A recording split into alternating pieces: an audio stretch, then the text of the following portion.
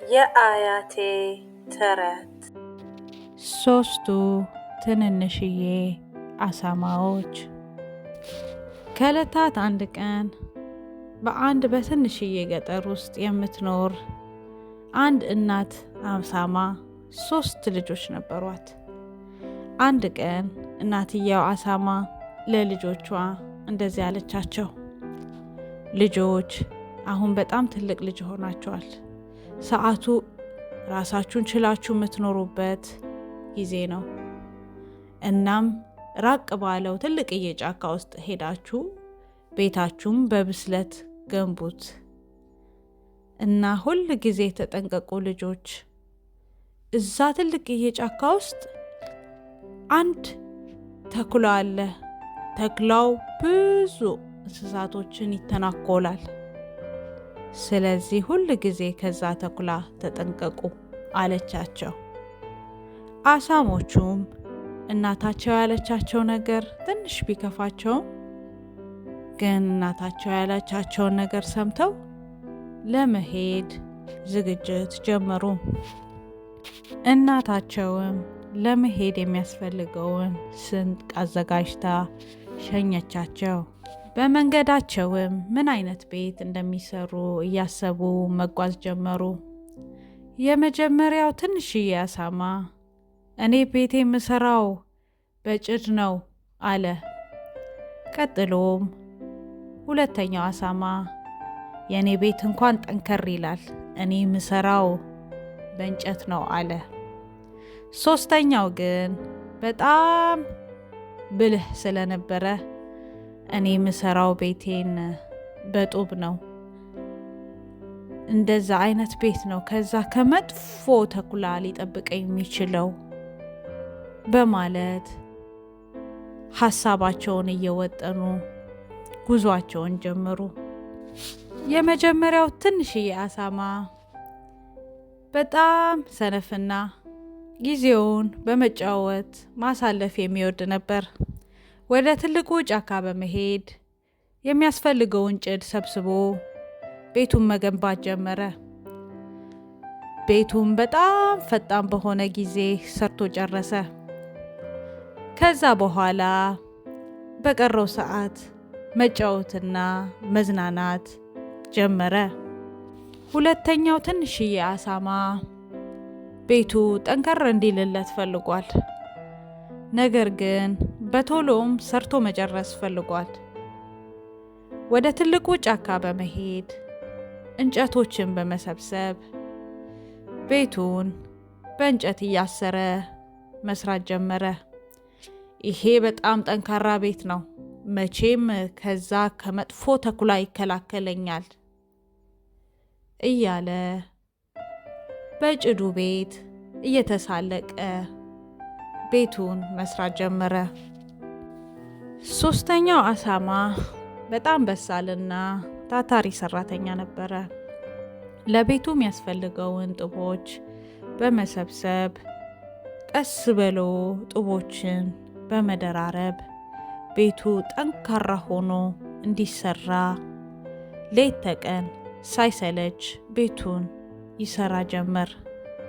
ወንድሞቹን እሱ በሚሰራው ስራ መሳለቅ ጀመሩ።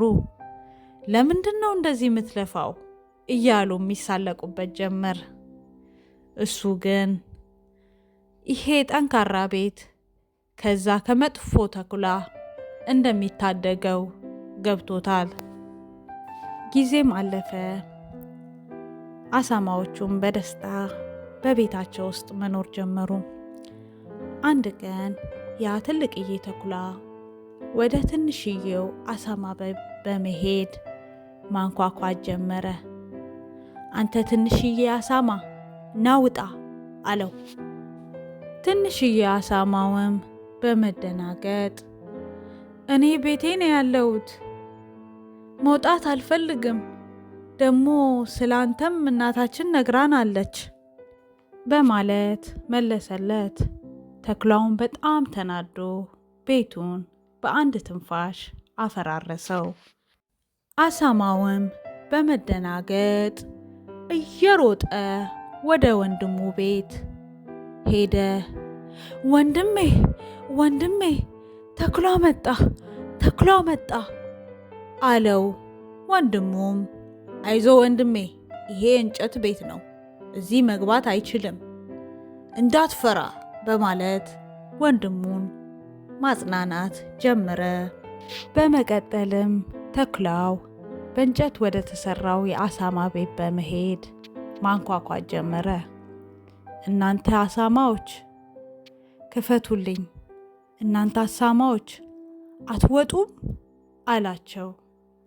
አሳማዎቹም በመርበትበት እኛ ቤታችን ውስጥ ነው ያለነው፣ መውጣት አንፈልግም፣ ስላንተም ቢሆን እናታችን ነግራናለች በማለት በመርበትበት መለሱለት።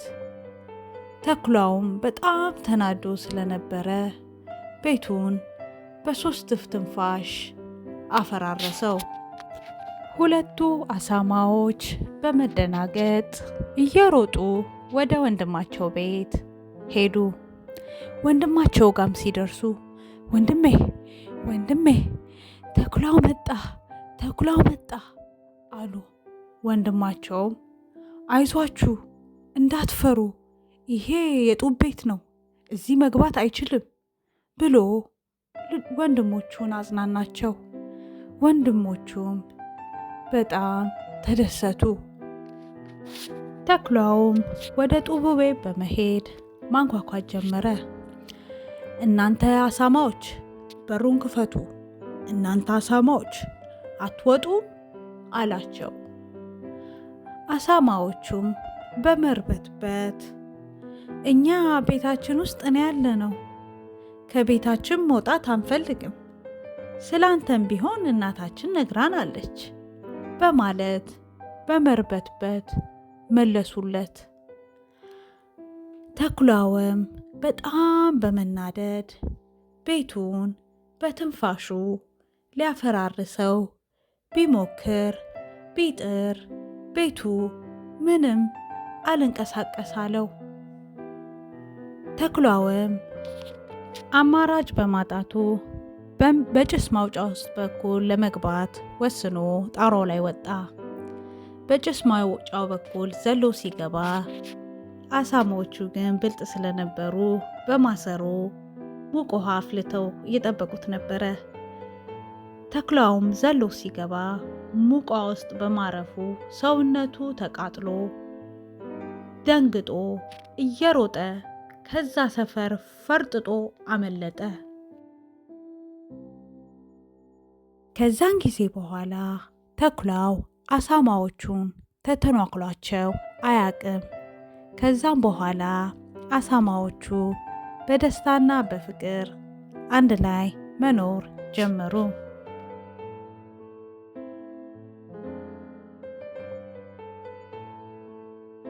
ስላዳመጣችሁኝ አመሰግናለሁ። በሚቀጥለው ተረት ይዤላችሁ እስከምመጣ ድረስ ደህና ሁኑ ልጆች።